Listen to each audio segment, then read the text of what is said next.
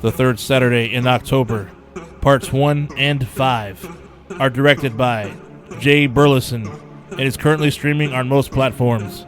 I saw it on Amazon. Why I'm talking this way, I don't know why. Anyways, look, these films are a straight throwback to the old school, late 70s through 90s B-horror movies. Actually, no, I'd almost say they're kind of like a love story to those eras. And yes, you heard Parts 1 and 5. It's kind of like a play on when you used to go to the video rental stores back in the day. You'd only find like those parts, parts 1 and 5, because somebody else rented the other ones. I've been there. Shit, I know a lot of you have been there, dude, probably. But anyhow, technically, there's no actual 2 through 4. It's sort of like we're all in on a joke, basically. But there is a recap in Part 5 about those other parts that kind of catches you up. Definitely interesting. It's an interesting concept for sure. But anyhow, let's talk about the stories for both parts. So Part 1 is set in small town USA in 1979. A serial killer named Jack Harding is set to be executed, and 2 family members of his victims will be there to witness it. He gets that electric chair. Dude, they waste no time after they fucking take his ass out. They put his dead carcass in a casket and take his ass to the fucking cemetery, right? And this is where he comes to life and starts killing people. The guy goes on a killing rampage, basically. But what would an old school horror flick be without a final girl as well, right? And she happens to like the bad boy who has friends who do drugs and all that crap, so she goes hang out with them. But of course, she's Little Miss Innocent and doesn't do drugs. You have all the horror tropes in this one, dude, with plenty of homages to old school horror films, dude. I mean, of that time. The killer drives a hearse as well. Come on, dude. That's Phantasm with the tall man. Boy. Even the graveyard site is a bit reminiscent of Jason Lives. Black Christmas as well. You get the full effect of an old school B-horror movie here. Actually, in both of them. There's actual scratches that appear on the screen, dude, every once in a while. The look of the movie felt old and worn.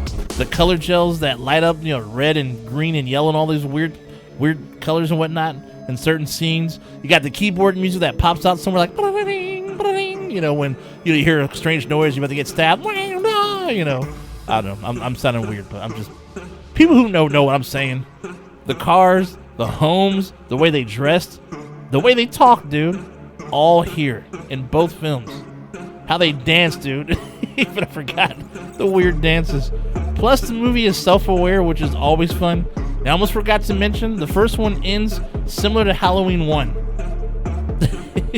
It's pretty cool. I mean, the movie's name is even a play on Friday the 13th. I mean, think about it. Instead of Friday the 13th, the 3rd Saturday in October. Come on now. Now on to the sequel.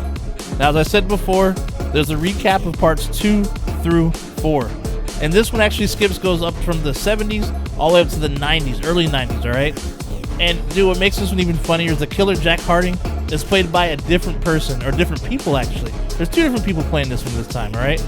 And just like they did for Halloween and Friday the 13th, the same thing, dude. Different people playing the killer, or the monster. Pretty funny little detail. I thought that was kind of sick. And this one has more kills, more brutal kills.